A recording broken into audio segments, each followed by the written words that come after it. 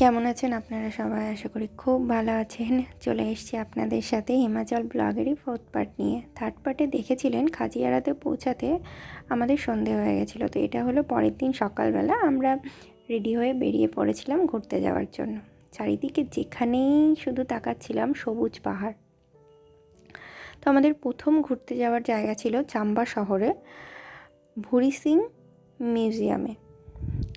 তো আমরা মিউজিয়ামে পৌঁছেই গেছি, আর এটা ছিল আর্কিওলজিক্যাল মিউজিয়াম।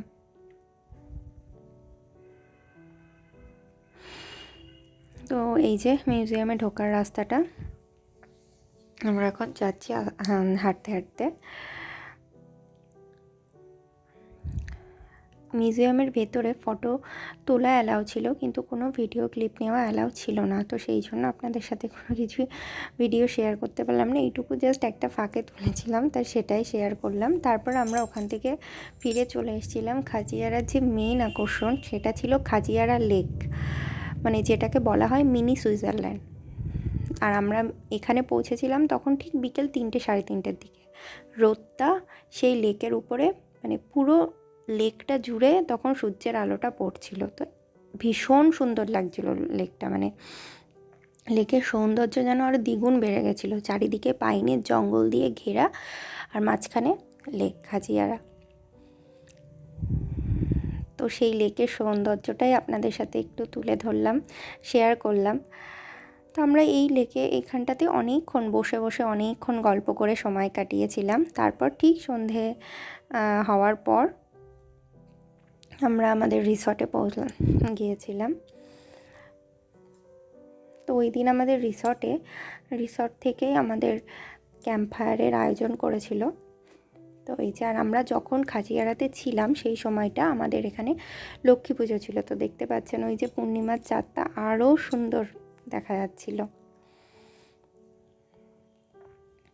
তো আমরা এখন সবাই মিলে বসে একটু গল্প আড্ডা দিচ্ছিলাম। আর ওই যে আমার মেয়েকে দেখুন হনুমান টুপি পরে বাবার কোলে বসে রয়েছে চুপচাপ। তো ওই দিনটা সত্যি সবাই মিলে গল্প আড্ডা করে মজা করে খুব সুন্দর কেটেছিল আমাদের। ক্যাম্প ফায়ার করার পর রাতে ডিনার করে আমরা সেদিন ঘুমিয়ে পড়েছিলাম।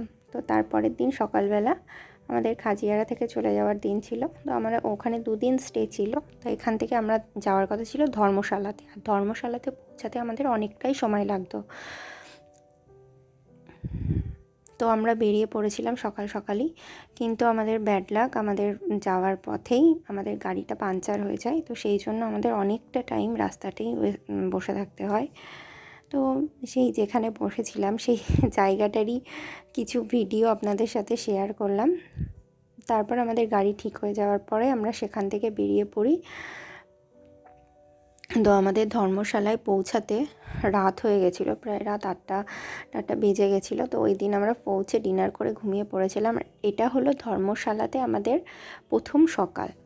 আর এটা আমার রুমের ব্যালকনি, আর রুমের ব্যালকনি থেকে সামনের ভিউটা। এই দেখুন আমার মেয়ে সকাল সকাল ঘুম থেকে উঠে পড়েছে, উঠে এখন ব্যালকনি দিয়ে হাঁটাহাঁটি করছে, খেলা করতে শুরু করে দিয়েছে।